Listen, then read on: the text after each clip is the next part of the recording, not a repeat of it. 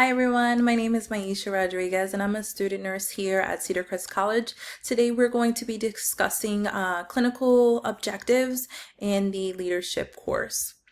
So for number one, we are talking about the utilization of previous knowledge in science courses, liberal arts, information technology, and how this develops our skills as a nurse leader. So first and foremost, a big thing here is the EPIC system while being on clinical floors. That EMR system is really, I want to say, foundational in a sense, or for me, it has been in previous experiences. So I'm very familiar with that medical record system and its importance, finding critical lab values, finding history on patients, documenting as a student nurse. You'll use EPIC everywhere here in this area. So that it was a big one, the EHR navigation, and also teaching the junior students this as well. Also understanding the foundation of therapeutic communication, being in the senior leadership position. I want to heavily instill that into, which I did, into the junior students. The little things go a long way. So making sure your patients have performed their ADLs, have received their food, their breakfast, start of shift. You really should be speaking to your patient, and they should know who you are and know that you're there to take care of them as much as you can in your scope for that day. This instills trust and it reduces the anxiety and stress that the patients may have while they're being admitted here. So really the foundations of therapeutic communication and navigating that electronic medical record. For number two, here is applying the basic principles of management to meet the challenge of an ever-changing healthcare environment. So for here, the nursing supervisor experience went a long way with this objective. That nurse, right away, as soon as I got there, they were discussing the nurse-patient ratio, what their staffing census looked like for that day, how many patients were on each unit, what's safe for our nurses and for our patients. So that was one thing that the nursing supervisor spoke about. Another thing was looking ahead and being proactive. So that nurse that started at 7 a.m. when as soon as I got there, she was receiving report from the nursing supervisor overnight, and they really stressed of being proactive and checking your staffing, hours away from that current time. So that 7 a.m. nursing supervisor that came in, she was checking staffing and ensuring staffing was efficient for 7 p.m. That day. So really looking ahead, this helps your team, this helps the next nursing supervisor, so they're not crunched for time as soon as they get there as well. And that nursing supervisor was a big person, of course, for anything that's needed. She was a go-to if any supplies were needed on any of the floors. She rounded on each unit, even the units that necessarily did not need her at that specific time. Units that did not need her at the magnitude of another unit. So for example, the OB unit, they do their staffing, but the nursing supervisor made sure that they knew that she's there. If they need her, anything critical, she's there. So that was amazing to see as well, with everything changing rapidly in that inpatient environment. Number three, this is discussing leadership skills through effective communication, representing self, college, and nursing in a professional manner.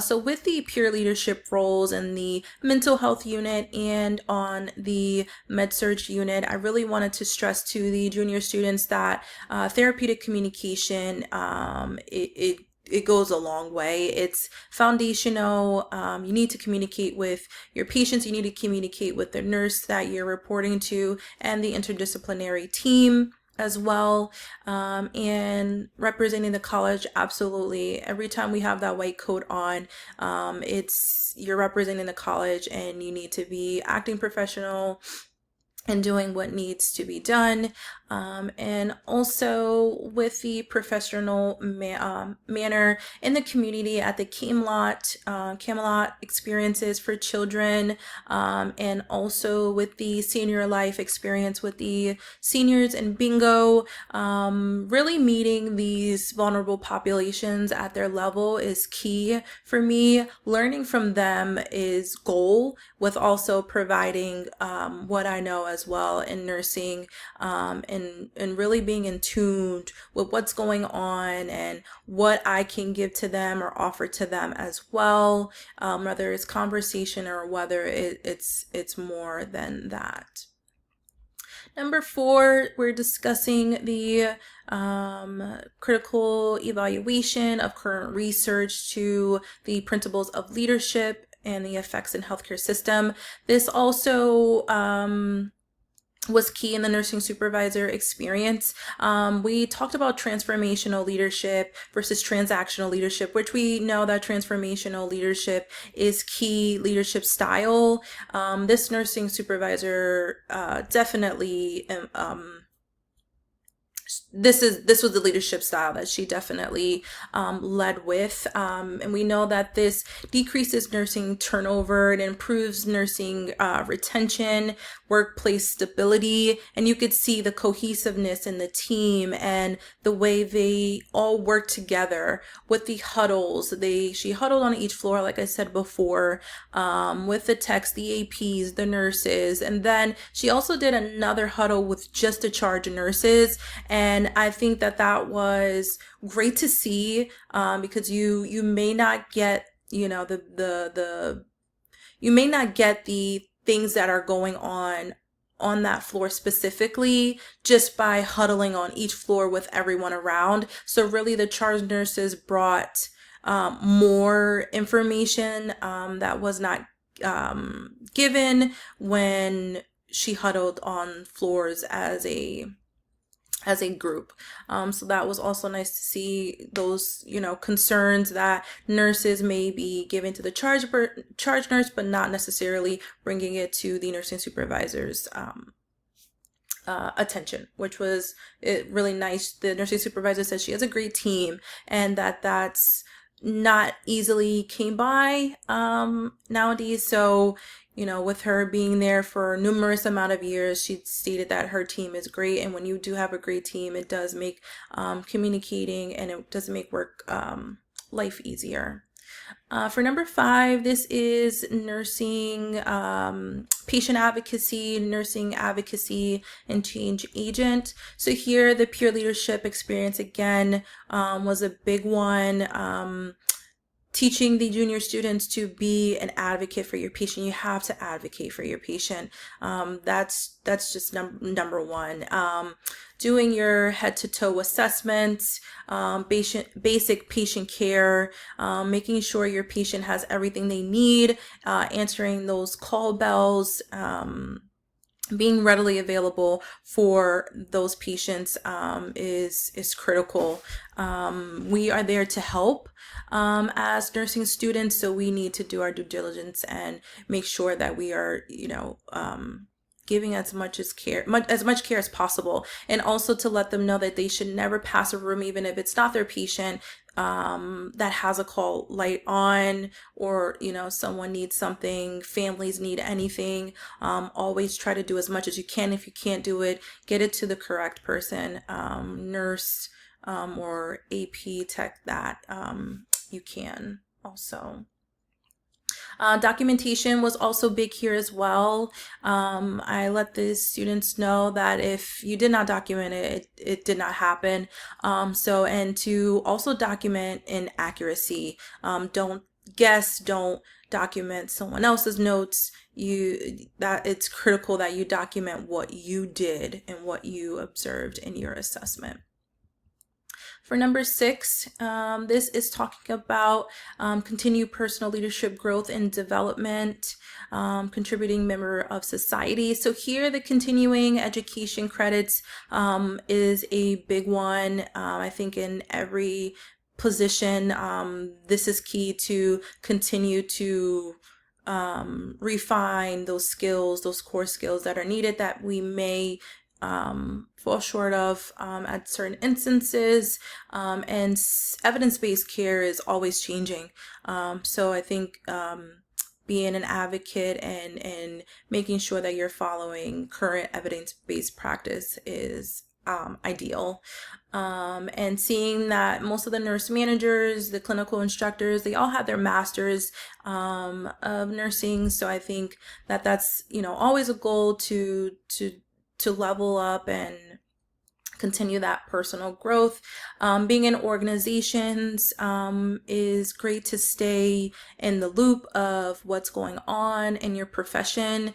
Now being a part of the Nursing Honor Society, I think it's an honor to be a part of it, and I'm excited to be able to be a part of this organization, learn from them, and attend whatever events that I can, and really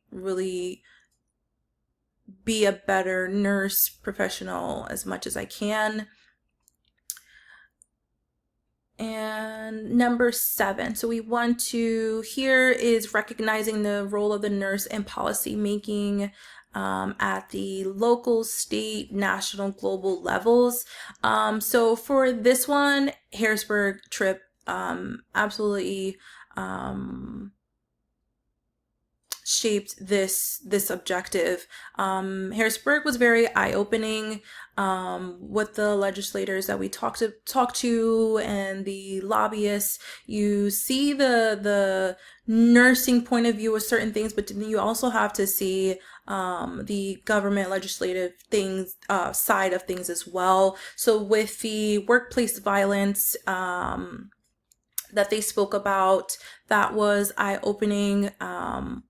And the nurse-patient ratios, of course, is a big one. And also about the nurse practitioner scope of practice. That was very eye-opening as well, just because they were speaking about, what's in the nurse practitioner scope of practice and how it's not easy to not allow a provider being over the nurse practitioner, her solely being the one to make the decision makings, and how costs can be something that's affecting this change for nurse practitioners to be the sole ones over their decision making. So that was very eye-opening as well. And number 8, this talks about the potential ethical dilemmas in the clinical organization and professional nursing practice. So at the Good Shepherd Rehab Center, we had a experience with a patient who had certain wants and needs, but the family did have different views of the way they wanted care done. And to see the charge nurse handle that situation and be an advocate for their patient, that was something that was big, and really bringing empathy and professionalism to the family, but really providing that empowerment to their patient was a big one, because autonomy, every patient should have that core foundation ethics. And then also in the professional nursing practice, I experienced this with the AICU and seeing the nurses double checking and, making sure the nurses and patient are seeing these critical lab values and are doing something about it. If they did not see it done, they will, contact that nurse and be an advocate for that patient, and just to have the double checks. And even if we're not on site together, we have that security and that communication, which I think was great to have another set of eyes in such a vulnerable, critical population. And that's it. Thank you so much.